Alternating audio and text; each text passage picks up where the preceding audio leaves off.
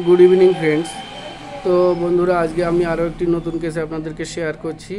আজকে যে পেশেন্টটি আমার কাছে এসেছে, তো তার মূলত যে সমস্যা রয়েছে, তো রাইট ডিস্টাল ইউরেটিক অবস্ট্রাকটিভ ক্যালকুলাস, তার মূত্রথলিতে স্টোন রয়েছে। তো এই পেশেন্টটি বহু জায়গায় ঘুরে এসছে, অনেক রকম চিকিৎসাও করেছে, তো তার ফলে কোনো কিছু লাভও চিকিৎসা করে ফল পায়নি। তো পেশেন্টের মুখ দিয়ে শুনে নেব যে কোন কোন জায়গায় গিয়েছে এবং কিভাবে চিকিৎসা হয়েছে, এইটুকু আর কি। বলো তরুণবাবু, বলো তুমি কোথায় কোথায় গিয়েছিলে এবং কিভাবে চিকিৎসা হয়েছে সেই সম্বন্ধে একটু আমাকে জানাও। আমার হঠাৎ পেট ব্যথা হয়েছিল। হ্যাঁ, আমার পেট ব্যথা হতে আমি এমার্জেন্সিতে ভর্তি হয়েছিলাম লিভার ফাউন্ডেশনে। ওখানে পরীক্ষা সিটি স্ক্যান হয় পেটের।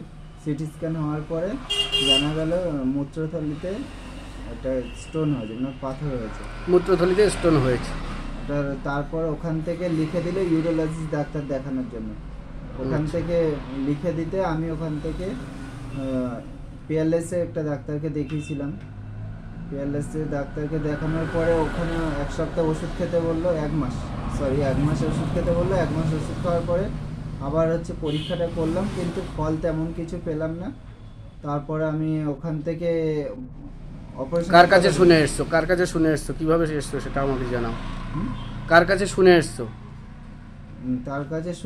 কার কাছে শুনে আমার চেম্বারে এসছো? আমার জামাইবাবু।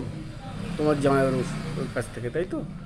তো বন্ধুরা, আপনাদেরকে আমি জানাচ্ছি, ওনার তরুণবাবুর জামাইবাবুর কাছ থেকে শুনে এসছে মূলত। তো এখানে লিভার ফাউন্ডেশনে প্রথমে ওরা গিয়েছিল, তারপরে ওখানে বিশেষ কিছু ফললাভ হয়নি। দেখানোর পরে ওষুধপত্র এবং চিকিৎসার ফলে কোনো কিছু বিশেষ সুবিধা হয়নি। তারপরে ওরা গিয়েছিল পিয়ারলেসে, তাই তো? পিয়ারলেসে বললে তো সেখানে পর্যন্ত বিশেষ কিছু হয়নি।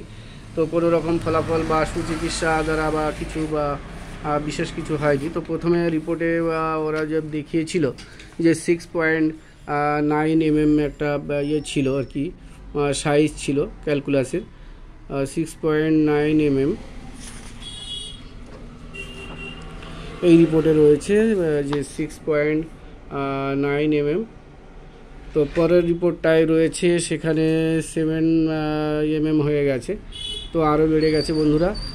তো বন্ধুদেরকে আমি জানাতে চাই এবং সাধারণ মানুষদেরকে আমি অবগত করছি যে এই পেশেন্টটিকে আমি কেবলমাত্র একটি মেডিসিন আমি সিলেকশন করেছি এবং আমি দেখিয়ে দেবো যে কীভাবে সিঙ্গেল মেডিসিন সিলেকশন করে হোমিওপ্যাথির জাদুতে যে কিডনি স্টোন বা এই মূত্রথলি স্টোন বা রেনাল ক্যালকুলি বা ইউরেট্রিক অবস্ট্রাকটিভ ক্যালকুলাস কীভাবে হোমিওপ্যাথি জাদুর দ্বারা ভ্যানিশ হয়ে যায় সেগুলোকে আপনাদেরকে আমি দেখাচ্ছি।